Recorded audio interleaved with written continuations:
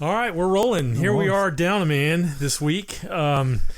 Normally, Graham is our recording engineer, and he's out for various reasons. I don't know that he wants it public, so we're not going to talk about it. Well, sex changes are a very private thing. Oh, shit. I'm sorry. I didn't say that. We're going to call him Samantha from now on. So, but we're down a man, and so I'm the sound engineer today. So if it sucks, you can blame it on me. But we're going to go ahead and jump right into this. It's been an interesting week. We've had a Super Bowl. We've had commercials. We've had all kinds of crazy shit. All kinds of good stuff. But what we want to start with today is we had to get away. We did. It had to get away from it. Our pregame was really cool, I thought. Yeah, I had a good time. We went down. I have some property in the country, and we got down there and we did some grilling, some relaxing, some fishing, and this was all our pregame show. We decided rather than sit around and watch a bunch of TV and listen to a bunch of hype beforehand, we would sit around and just veg out in the country. And that's had a good time. That was a good trip, man. Yeah, it was fun. You know, it's like I just have to get out in the woods. I can't just sit around and just not get out anymore. It's just killing me. Yeah. But no, it was a good day for it. I mean, the sun was shining. It was just perfect. So I really enjoyed it. We really need to start doing that more often. Tell you. Yeah, I'll have to skip a meal or two though. That was oh my gosh, it was a lot of fun. We had bacon wrapped jalapenos. Bacon wrapped jalapenos, potatoes and onions, and then 2 ribeye steaks. 2 ribeyes, and oh my gosh, I was ready to pop by the end of that thing. That was pretty good. And we cooked everything over an open fire and in Dutch ovens, which was really good. Yeah. You can't mess anything up with a Dutch oven. You can't. Yeah. But I mean, that was better than any meal that you could eat in any restaurant any given time. I mean, I'll take the top restaurants here in Houston. Taste of Texas, Perry's. Oh, yeah. Dude, that meal beat them hands down. Man, There's no doubt about it. That was just steak with salt and pepper and butter on it. That's all that was. And, and a lot of it, though, is how it's cooked, though. I think how we went about cooking it, the fact that we cooked it in the bacon fat from the leftover bacon jalapeno thing, I know that added a ton of flavor to it. Yeah, that's the nice thing about using one Dutch oven. You start with one, leave the grease in, put something else in there, it leaves some more flavor. Then you finish it off with the steak. It was good. Yeah. Right. We got skunk fish. We didn't fish that long, though. I will say we only fished about 20 or 30 minutes. I was tired, man. You know, you got a steak in you. It's hard to throw a line out there. Shit, I threw out a bedroll. What are you talking about? Ken, I took my little brush hog up there with me, a handheld brush hog. So I take off for about 30 minutes. And I'm knocking some yopons down. I come back, Ken's crashed out on the ground. He's lights out. Oh man, I always carry sleeping gear with me. It was a good plan, though. I mean, I kind of wish I had taken a nap after that meal. So yeah, we got back. I mean, we had plenty of time. I didn't know the Super Bowl started as early as it did, but they take off and go so early now because you got all this pregame crap that goes down. Yeah, it's crazy. Oh, just get on with the kickoff. I remember when you used to it. Just you got to the kickoff, you got the coin toss and the kickoff. And all this other crap was non-existent. Yeah. Let's do something real quick because I know we got a lot to say about the Super Bowl and the commercials and all that crap that went on. But today, February 3rd, 1959 is the day the music died, right? Yeah, that's the day we lost Buddy Holly, Richie Valens, the Big Bopper. Yeah, and that was pilot. A shame. Yeah.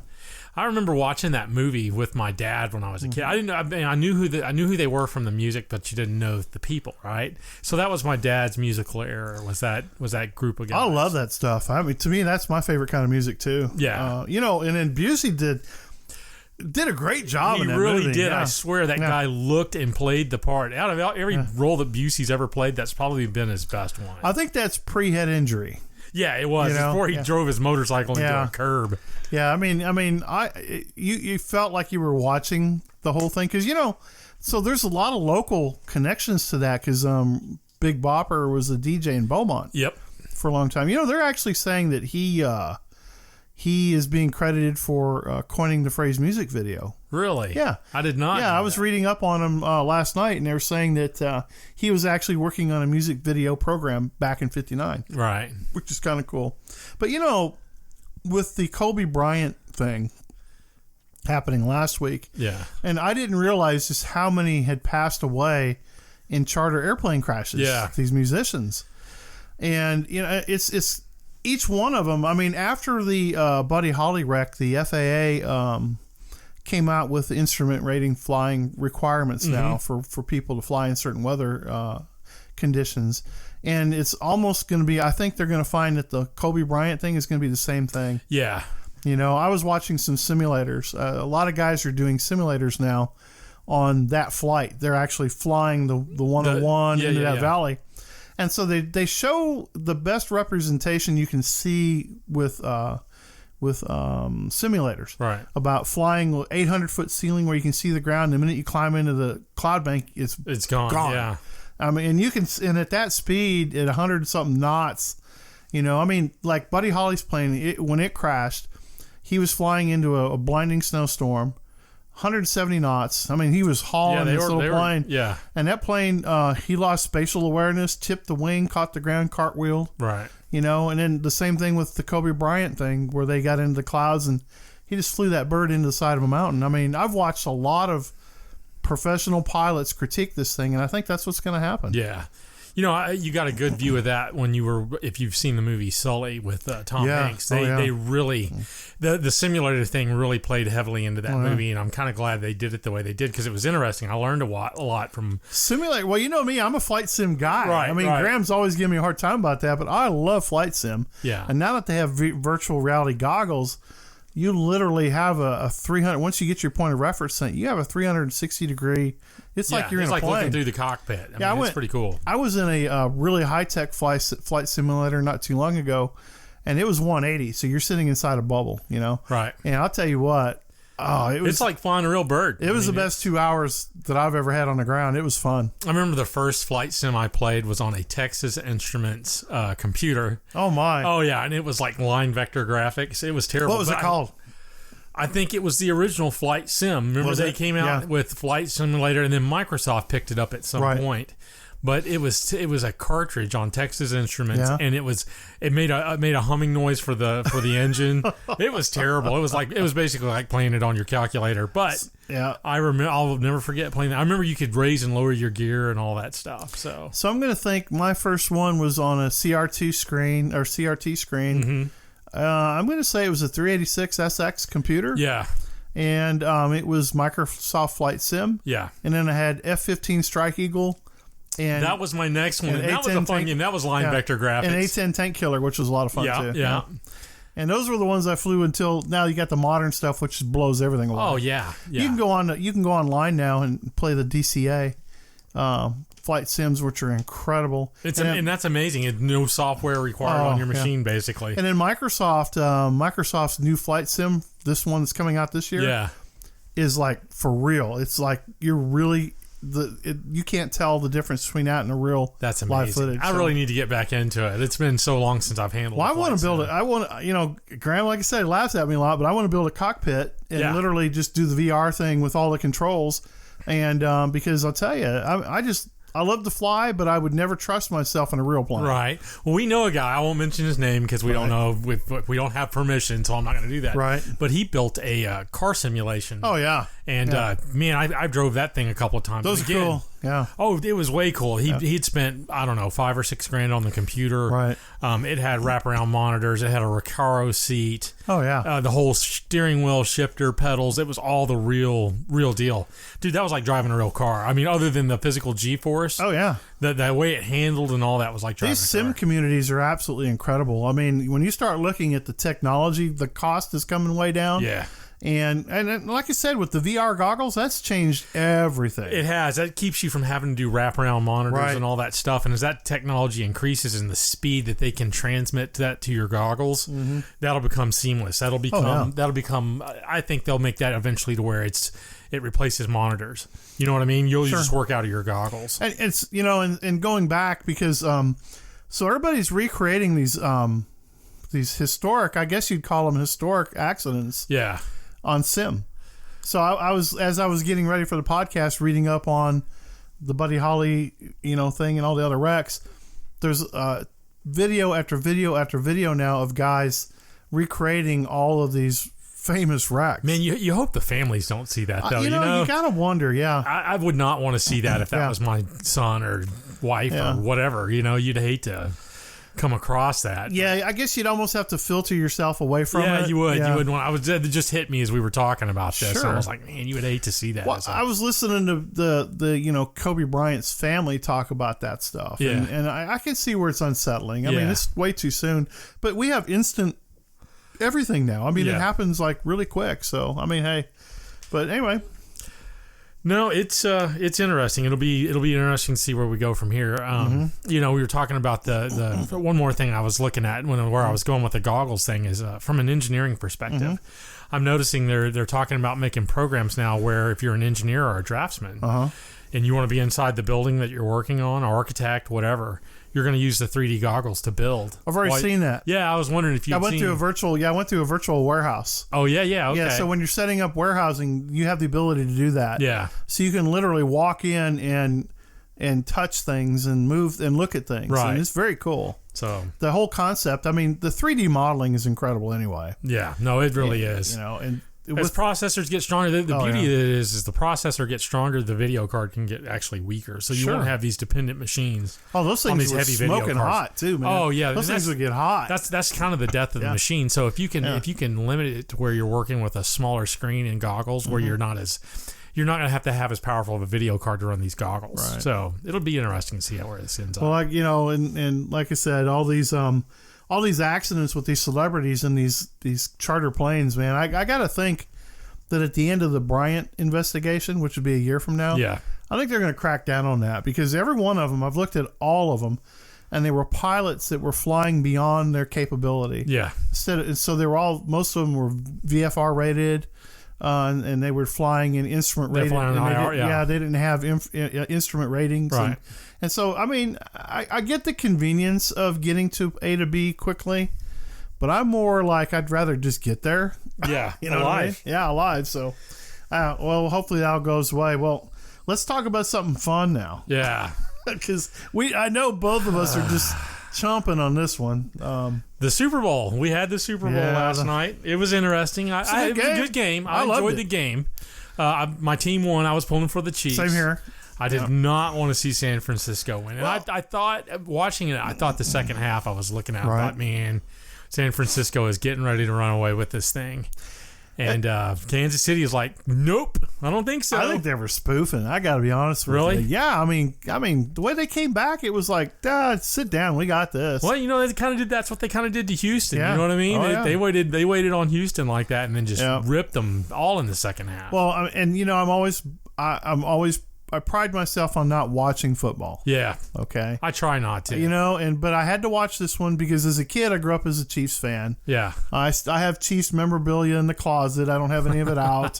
I gave away all my Texans stuff, so that should tell you what you think really about is. it. Yeah. And so, I watched it with my wife. It was just the two of us hanging out with a dog, and it started out kind of rough for me because what they did was they had a gospel singer from Houston that sang America the Beautiful. And when they said national anthem and she sang America the Beautiful, I'm like, did the NFL change this? Or did they forget? Or what are we doing here? Yeah, she did a great job, but once they did it, then Demi Lovato came out and sang the national anthem. Yeah. And I was like, okay, I'm all good now. Yeah. I'm all good now. But I was wondering, because in my mind... And did a good job. That was one of the best national anthems ever, dude. I think so. They tore that up, man. Yeah, the two girls did a good job. And then I didn't see any kneeling, so that's all good, except for Jay-Z and Beyonce left their ass parked in the seats. I guarantee you they knew the cameras were coming to them. It wouldn't surprise me one bit if that was all scripted beforehand. Now, y'all are going to sit down and we're going to bring the cameras to you so we can have some controversy tomorrow. Well, yeah, that's the whole Black Lives Matter guy. So, come on. He's probably behind, and we'll talk about this video a little bit later that we were looking at this morning. Yeah. But yeah, so the game goes good. I mean, rolling right along. Everybody's watching commercials. Did you have a favorite?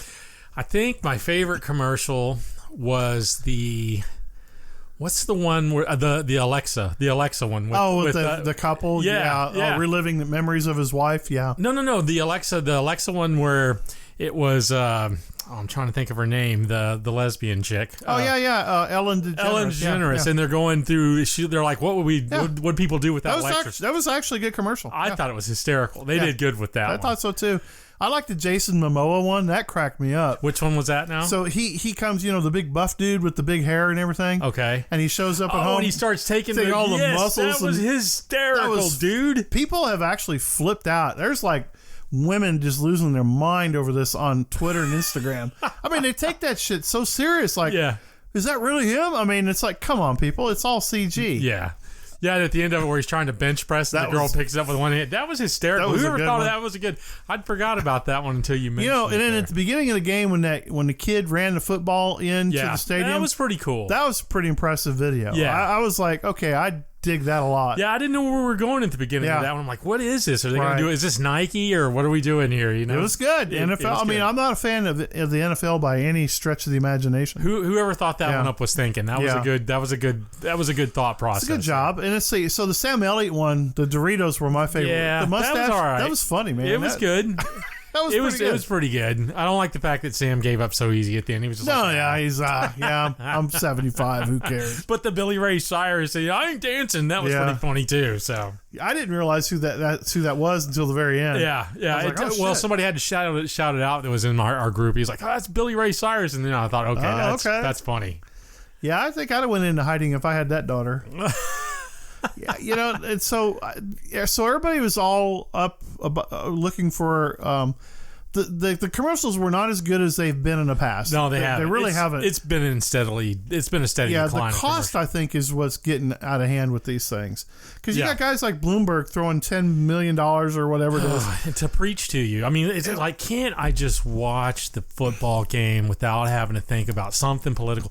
I just want to sit down and watch a bunch of guys rough each other up over football. Sure, that's it. And I want to see some funny commercials like pigeons shitting on a Nissan going to a car wash. Exactly. The cavemen stuff. That was all funny stuff. Even going all the way back to the Bud Light frogs. Dude, those were funny. Do you think that's because of political correctness? Do you think it's because of the cost? What do you think it is? I do, because Bud Light was going to have a commercial this year where they were talking about getting it in a can. Yes. And it was actually pretty funny. Now I can see where a bunch of old women would be sitting back going, I can't believe I'm watching this, but how much of that crap do we have to put up with already anyway? But no, somebody, I think it was Graham that actually posted the commercial to us, and it was Bud Light, and it was a bunch of people going around talking about they're going to take it in the can, which they mean the Bud Light, they're going to get a can. So it was innuendo, and I thought it was pretty funny. And you can't have stuff like that anymore for whatever reason. People get all butthurt, and I know they ran that's funny. They ran the Tide Pod commercial all the way through to the next show, which was the Masked Singer, I think it was. Yeah. And so that Charlie Day commercial ran all the way through. Yeah. Which was okay. I didn't think it was that great. I didn't see really anything clever, nothing really. I used to save those commercials because they were all so funny. But now this year it was just kind of a blah blah blah. Trump had a couple commercials on there. You did. He started. In fact, his was right at the beginning, right after kickoff. I think. Yeah, I was shocked. Like I was too. I was really shocked. It was a good commercial too. I thought he did good with it. And there's a big thing because Bloomberg wanted to do his whole anti-gun thing, right? Which I thought was kind of a flop because one, it was misleading. Yeah. He didn't. I didn't even realize what I was watching for the first few seconds of it. I was like, I knew it was coming. I mean, we'd all talked about this in the gun group, and I knew it was coming. So I thought it was going to be. I figured he was going to do something where it was all stark and dark, and basically portraying us all as a bunch of baby eaters. But right, that's true. Well, in his mind, he doesn't believe anybody should have anything. No, he's total abolitionist when it comes to firearms, 2A, all that stuff. Yeah, I guess he used the family from Houston to highlight the video, and that was. I mean, this is a tragedy that needs to be addressed. As far as, I mean, we just saw some last night and today where idiots just grab a gun and start shooting up something. Yeah, but you got to remember, that's the person. Yeah, he's missing the whole point. Yeah, no, and his agenda is something different than saving lives. I honestly believe that this guy, it's all about control with him. I agree. I don't think it has anything to do with saving lives. I don't think he gives one damn about anybody that gets shot. Well, the First Amendment rights he doesn't care anything about. Second Amendment he doesn't care anything about. Right. Yet he's made all his money off the first. Exactly. Which I think is interesting. Yeah, for a guy to own the media corporation that he does and make as much money as he does off the First Amendment. But yeah, so I was thinking that whole commercial through, because I know the NRA responded to it. A lot of private groups responded to it. You know they shut the NRA commercial down, right? They did. The NRA wanted to buy time, and that's where I was going. I was like, what I think is interesting about this, because we're going to get to the halftime show in a minute where they're talking about empowerment and equality and all this other stuff. It doesn't really seem that way. I think it's just words. They just use words to get you off their ass in hopes that it gets better. Right. Because, when I was listening to some of the Bloomberg speech, the talking points afterwards, the mischaracterizations of his statistics were pretty bad. It's always that way with those guys. It's always they're gonna massage the numbers to get. Sure. I mean, we've learned that time and time again. They're gonna massage numbers to make it read how they want it to read. And they never address the problem. I mean, these are people that live in cities with the highest crime rates. Right. And they're always telling you outside of that state what you're going to do, but they never take care of their own shit. Exactly. And which proves to me that one, they really don't care about it. That's what tells me they don't care about it. If you keep proposing the same solution, and the problem you have in your own state keeps getting worse, and they have your solution, that means you're not interested in the solution. That's how I see that. Oh yeah, I look at it as control as well. So let's talk about a little bit about control here. Let's talk about the stripper show at halftime. Yeah, and a total loss of control. Yeah, I was like, okay. So I think Shakira is beautiful. Yep. I think J-Lo is beautiful. For a 50-year-old woman, she is hot. There's no doubt about it. Extremely beautiful women. And Shakira is 43. I didn't know that till last night. I knew she was older. That's funny. That was the first thing that came up, because I'm sitting there watching it. It starts out with Shakira, and my nephews are all drooling all over themselves. She's beautiful. And very talented too. I would say. No, she can perform. There is no doubt about it. Right. But I was like, hey, y'all know she's like in her 40s, right? And these guys are all like in their 20s, and they're like, oh, she is not. There's no way. Look at that. I'm like, no, I'm pretty sure she's in her 40s. So we had the betting pool going on now on the side. 43. Yeah. Shakira is 43. So yeah, it was an interesting show. So it's funny because oh man, so I was expecting them I didn't realize how it was going to come about. Yeah. So, one come out and sang. Then they had a couple guest star dudes jump in there. Yeah. And then I didn't know who the guy with the glasses, the bedazzled eyeball or whatever. Yeah, I was like, who is that guy? I had no clue, because that's not my thing. Yeah. Now, the whole Latin culture, you got to expect that from Miami. Yeah. And because of the two ladies that chose. Sure. But what I thought was interesting was the message. I was trying to understand it, because they've been promoting the whole empowering women. Right. They had the football coach, the San Francisco 49ers and they had the commercial for that too. Yeah, they had the commercial. They had these girls, all these. So I'm trying to wrap my head around the entertainment factor. Right. The NFL has had this image issue for quite a while, and this whole objectifying women thing seemed to be a theme that they were always. Right. They were always behind. Yeah, they were always like, Right. Well, they started off. You had that commercial where it was Gillette. Remember Gillette? Oh yeah, the toxic masculinity. Yeah. Exactly, and that was last year's theme. This year's theme, they're going to empower women. So you empower women by objectifying women. That's basically what we learned. We had her twerking. Yep.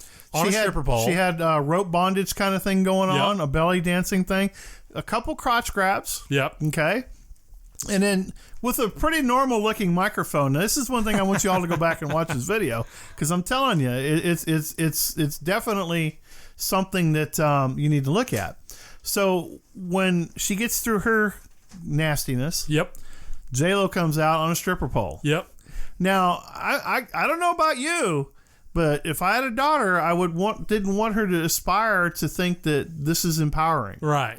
Because if you read the comments, so what happened? All the hate started to flow downstream on her. Right. And they're saying, oh, you know how hard it is to work out to get your body that strong to work a pole like that? And I'm thinking, okay, the virtue that you're trying to sell here ain't working. Right. Well, if you're going to empower somebody, it seems like you'd want to display their mind. You know what I mean? Because the whole thing is objectifying people over our appearance. Yeah, it was all her parents. So then you went straight to her parents. So why you should have had her come out and do some math problems on a chalkboard or something. Which would have been hot. Yes. J-Lo dressed like a teacher with dark glasses and a chalkboard. Come out and do the whole... hot for teacher. Exactly.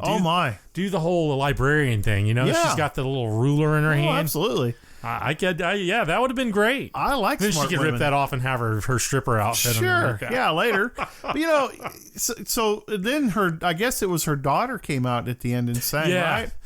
And they brought out the whole Kumbaya, and they had all these like teenage girls. Yeah. Which I hate preteens. It was kind of weird. And then they're still spinning around on stripper poles. Yeah, it's like a Jeffrey Epstein directed this thing or something. You know, I mean, seriously, I honestly, my wife and I were watching that, and Annette doesn't say much about stuff, you know, because she likes all The Voice, she likes all those shows, and she was watching it. She goes, "My God, what did we just watch?" I said, "I think we just watched a stripper recruitment video." Yeah, that's pretty much what I took away from it. Like, you're smart, you're beautiful, and strippers is the way to make money. I use what you got to make the cash. Because J-Lo's defending it is saying about that movie The Hustle she was in, you know? And I was like, wait a minute. This is your daughter. You had your daughter on stage with you. Yeah.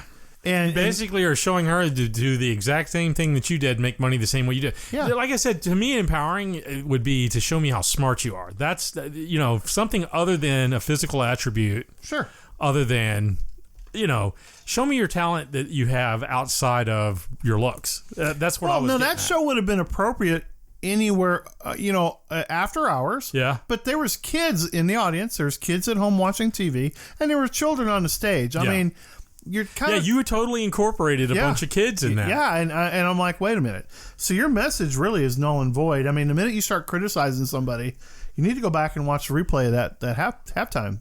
Well, one of the interesting things that I saw in the Facebook comments this morning is everybody's going, well, it's the Latin culture. You kind of touched on this. Yeah. It's the Latin culture. It's the Latin culture. Well, I mean, how far do you go to indulge somebody's culture? I mean, where do we stop that line? Do we want to go to the Middle East and incorporate some of their culture?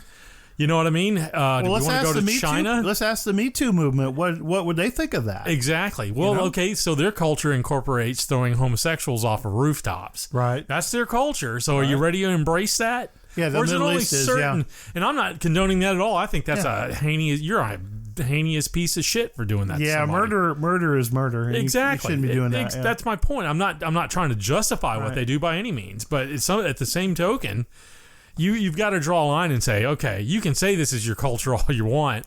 That was strippers. So your culture, basically, you just said, my culture is stripping. And that's what my culture is. And there's so much more to that culture than that. There is. I mean, there's art, there's words, there's science, there's all kinds of, honestly, even being an awesome mother. Yeah. To me is harder than a job. Exactly. Because look at the challenges that moms have to deal with every day now with their kids. First of all, the Super Bowl halftime show. Exactly. How many kids are going to be dancing around the house doing that crap for days? Yeah. And what are you going to say as a parent? Right? Yep, exactly. I mean, so you can't talk about objectifying women when you are literally objectifying yourself. Exactly. Saying, look at me. When J-Lo slid across there and did the crotch grab. Yep. Okay. I mean, it was right there. Right in your face. I mean, that was strategic. You know that was all planned. And then the whole the tongue flapping thing. So if you look at if you go back and watch the video, she had a glittery gold. It looked like a dong. It looked like a dildo. It did. Okay, and she was literally very graphic about where she was doing the licking. Yeah. And I'm like, now look, okay, here we go again. Shakira's kind of got that pass too, doesn't she? Wasn't she was she a naked model or something like that before she got started? Really? I think so. If you want to go back and deep dive this, I want to say there was a bunch of naked pictures of Shakira at some point before. This is back when she was a kid singer. You know, remember when she was doing all the kiddie tunes in South America? Oh, I did not know that. Yeah. Well, there you go. Yeah, so we get through the halftime, okay? Yep. And then we watch a barrage of more shitty commercials. Bad ones. There was a lot of bad ones. Nothing funny. And then we had quite a game. I honestly, when Frisco pulled away, yeah, I was like, oh shit, we're in trouble. The first part of the third quarter, I thought, this is it. I said, they're fixing to stomp these guys. Yeah. And I don't know what took over Kansas City. It was like the last 2 or 3 minutes of the third quarter, and they're like, you know what? We're not going down like this. I am not going to be these guys' bitches. Well, they did that to the Texans, and they did that to the Titans, I think, as well. They did. And they were... So Mahomes, he's a Texas boy. He's a White House, Texas kid. Yeah. By Tyler. Went to Texas Tech, graduated there, was a hell of a football player there. It's funny because he's a very faith-driven dude. Yeah. He was one of those guys that... And you could see him on the sidelines going, come on, man, we got to get this going. We got this. We can't lose like this. Yeah. And what I thought was funny, there was 1 minute and 40 seconds left in the game, and they just intercepted, run the ball back. Yep.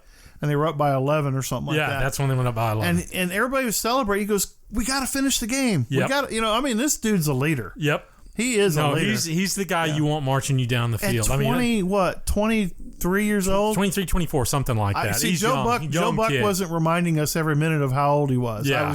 I was a little disappointed. I was waiting for the Soto thing, yeah, and it seemed like the announcers were pulling for San Francisco. They really were. Of course they are. I got a lot of that from their shtick that they were running. So Kansas City is getting ready to have a parade in their beautiful city. Can you imagine what you would have to do to get Frisco ready for a parade? Oh, dude. My brother-in-law said they're going to burn the city down whether they win or lose, so it doesn't matter. It's going to be on fire by the end of the evening. So. This is true. That's funny, dude. That's actually true. Yeah. Well, the best part of it, I didn't know that was one of the hunts that owned the Chiefs until the end. Uh-huh. And kind of looked into it. But his speech was good. I thought when he got up there and said, I want to thank God first, man, that was awesome, dude. You just get that so rare, and you could tell the whole team falls into that. Exactly. Because that quarterback leads them that way. Exactly. So, I mean, you could tell the leadership starts at the top. That's where I was going with that. And it flows right through the organization. So I was glad to see the Chiefs win. I was too. And, in the coach, Kyle Shanahan, I think the coach of the 49ers, he's a good dude. Yeah. Yeah, he's a solid dude. He's a really good guy. I was calling him Wilford Bromley all night long. Oh, you talk about the Chiefs. You talk about Andy Reid. Yeah. Yeah, no, the coach of the Niners. Oh, the coach of the Niners. I'm sorry. He's a good kid. He's a good coach. To be a first-year coach to get there, pretty good. Yeah, they'll probably be keeping him around. And Garoppolo's a good quarterback. I mean, it was. I was really glad that it wasn't a runaway because how many of them have been runaways? Yeah, they've sucked. Lots of them. They kept me right up to the end. Even after the interception, they ran it back and it was 11 points. I was staying to the end. Right. Oh yeah, I was too. Well, like I said, I'm glad I watched it. It was funny because I guess Pelosi got handed 2 losses in a week. I think it's hilarious. I'm looking at what she has to do now. Yeah. To move herself forward. We've got impeachment getting ready to get quashed this week on Wednesday. I think so. I think they're going to come out and pretty much just. I think it's Wednesday is when they're scheduled to acquit him. That's what they're going to give him the acquittal. They're actually going to hand him an acquittal, which I'm glad of. They're not. Which means that erases the impeachment from the Senate. It does. Yeah, the Senate from Congress. Yeah, Congress. Yeah. So it'll be interesting to see. I know that there's a bunch of speech going on right now on the floor. I was listening to some of it on the way over. None of it's worth repeating. There's a bunch of bloviating. And, Well, I know that Schiff though he's been busy. He has. So he's got evidence. He actually has evidence. He has a whistleblower that can prove that Donald Trump burned down Sheila Sheshet. I'm waiting on the evidence for this. You need to come on with it because I want to see it. It's coming.